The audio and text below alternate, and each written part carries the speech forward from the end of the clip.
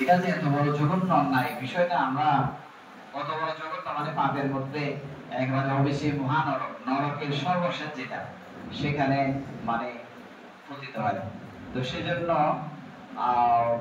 এটা যেটা আমরা বৌদ্ধ ভিক্ষুরা প্রতিনিয়ত বিভিন্ন সভায় কোনো না কোনো ভাবে এটা চলে আসে যে এই কর্মগুলা গুরুকর্ম, এগুলা যেন অন্তত এগুলা থেকে বিরত থাকে। তো এগুলা সে বলেছে প্রথমে, এই গুরুকর্ম যারা করে, বিশেষ করে পিতৃহত্যা, মাতৃহত্যা, অনর হত্যা, বুদ্ধকে আঘাত করা বা বুদ্ধের শরীর থেকে সমস্ত বুদ্ধ রক্ত ঝরানো অথবা সম্ভবের, এই পাঁচটি গুরুকর্ম যারা করে শুধু নরকের মধ্যে যন্ত্রণা ভোগ করবে এমন নয়, ইহ জীবনেও তারা যন্ত্রণা ভোগ করে। যেমনটা আমরা দেখেছি শুক্রবুদ্ধ। শুক্রবুদ্ধ হলো দেবদত্তের পিতা, শুধু দেবদত্ত না, দেবদত্ত যখন বুদ্ধ, তো আপনারা জানেন শুক্রবুদ্ধের কন্যাকে গৃহ জীবনে রাজকুমার সিদ্ধার্থ গৌতম শুক্রবুদ্ধের কন্যাকে তিনি বিয়ে করেছিলেন, কোপা দেবী আর কি যশোদা। এখন বিয়ের পরে উনি যখন সংসার ত্যাগ করে চলে গেলেন 29 বছর বয়সে, তখন এই দেবদত্ত বুদ্ধের পেছনে লাগছে, দেবদত্তের পিতা শুক্রবুদ্ধ পেছনে লাগছে। শুধু দেবদত্ত না, দেবদত্তের পিতাও ছিল। পিতাও সবসময় বুদ্ধ নিন্দা করতেন, বুদ্ধকে গালি দিতেন, গালিগালাজ করতেন, নানাভাবে ইয়ে করতেন। তো বুদ্ধ একদিন দেশনাস্থলে বলে ফেলেন, এইভাবে যারা মানে স্বয়ং সম্বুদ্ধের নিন্দা করে তাদের গতিও বেশি বানাবে। এখন সে দেখে এই শুক্রবুদ্ধ তিনি একেবারে 5 তলার উপরে উঠে না বলতে পৃথিবী গ্রাস করলে তো পৃথিবী গ্রাস করবে বলছে, বলতে মাটিতে গেলে তো বুদ্ধের ভাষণ অব্যক্ত হয় না, উনি মিথ্যা বলেন না, এটা জানেন কিন্তু। তো যেটা বলছে এটা অব্যক্ত হবে না, তখন তিনি অবশ্যই মহানরকে উনি যাবেন, পৃথিবী গ্রাস করবে এই ভয়ে 5 তলার উপরে বসে থাকতেন। ধনীর লোক তো ওখানে খাওয়া দাওয়া সব কিছু বের হয়ে। একসময় তিনি যখন কোনো কারণে নিচে নামছেন, যখনই নামছেন পৃথিবীতে, পৃথিবী বিদীর্ণ হয়ে পৃথিবী তাকে গ্রাস করছে। অবশ্যই মহানরকে যন্ত্রণা ভোগ করবেন, এটা পরে উনি বুঝবেন কতকাল। দেবদত্ত একই অবস্থা। দেবদত্ত যখন অনুশোচনাগ্রস্ত হইল, বুদ্ধের প্রতি এভাবে অত্যাচার করে, বুদ্ধের পা থেকে তিনি অনেক কোলা করেছেন, তিনি বুদ্ধের পা থেকে রক্ত চড়াইছেন, গুরুর পা থেকে। আবার কি করেছেন, তিনি সংঘাত করেছেন, তিনি 2টা রূপে কাজ করতেন, যার কারণে পরে দেবদত্তের মতো জ্ঞান ছিল, লৌকিক বৃদ্ধিও ছিল। তখন ওনার মধ্যে অনুশোচনা আসছে যে আমি তো মহা অন্যায় করেছি, এখন আমি শেষ অবস্থায় আমি বুদ্ধ দর্শন করতে যাবো। তো দর্শন করার অর্থ হলো মানে বুদ্ধের কাছে ক্ষমা চাইবেন।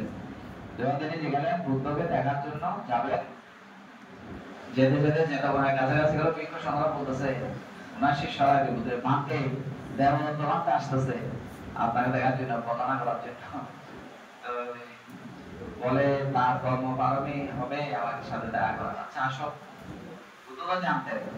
তখন ওনাকে যে বালককে খাটিয়ে করে নিয়ে যাওয়া হয়েছিল, তাকে দেখে যখন বালকেরা যখন পা ধোয়ার জন্য কাঠের পুকুরে নামছে, তখন ওখানেই মানে পৃথিবী বিদীর্ণ হয়ে উঠেছে, মহানর পৃথিবীর তাকে গ্রাস করছে। যেটা বললো এটা হচ্ছে সত্য কথা, যে আন্তরিক কর্ম অনেক কল্প কাল ধরে ভোগ করতে হয় দুঃখ, কিন্তু দৃষ্টভাবে মেদনীয় কর্ম মানুষ ভোগ করে। সব অকুশল কর্ম করলে মানুষ মৃত্যুর পরে নরকে যাবে, অথবা পুণ্য কর্ম করলে সবগুলো পরমকে ভোগ করবে এমন নয়। পুণ্যের পুরস্কার আপনি অনেকগুলো এই জীবনেও দেখবেন, পাপের পুরস্কার অনেকে এই জীবনে দেখবেন। কারো কারো অনেক সময় দেখা যায় না, দেখা যায় না কেন? এই জন্য মানুষের মধ্যে বিভ্রান্তি সৃষ্টি। আমি একবার মহামণি পাঠ্যলি বলেছিলাম যে অনেক মানুষের মধ্যে এটা প্রশ্নের সৃষ্টি হয়েছিল যে কিছু মানুষ এত অন্যায় কাজ করে প্রতিনিয়ত অধর্ম করতেছে, পাপ করতেছে। যেমন মনে করুন উদাহরণস্বরূপ কসাই প্রতিনিয়ত অনেক প্রাণী হত্যা করতেছে, প্রাণী জবাই করতেছে, হত্যা করতেছে।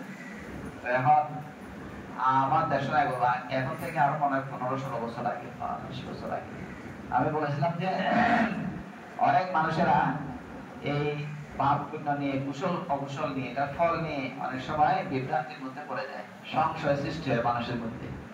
যদি পাপ করে তো দুঃখ ইহ জীবনে মানুষ দুঃখ ভোগ করে, একজন কসাই এতগুলো প্রাণী হত্যা করার পরেও ডেলি ডেলি প্রাণী হত্যা করতেছে, ওই সে তো সুখী আছে, ভালো আছে, স্ত্রী পুত্র আছে না? এরকম অনেক শ্রদ্ধাগার আছে, প্রতিদিন ডাকাতি করে, সন্ত্রাসী করে, রাহাজানি করে, দিন যাপন করে, কিন্তু তারা তো সুখী আছে।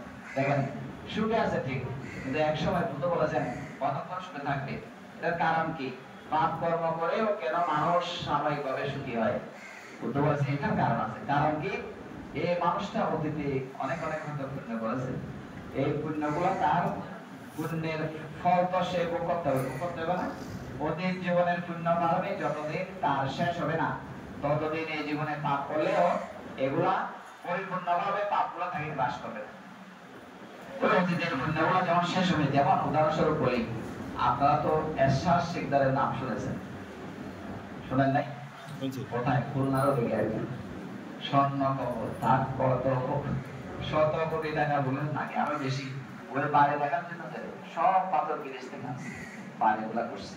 মানে যত হরিণ, যত সব তার বাড়ির মধ্যে ছিল।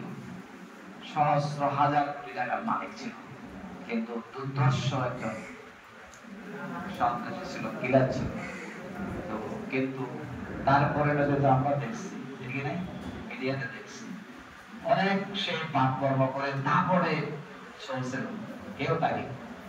আর আমরা তো নাও জানেন, যেটা আমাদের নাম বলতেছে না, তারা বসে আছে, উনি তো অনেক কিছু করছে, তো পরে ওনার পরিণতি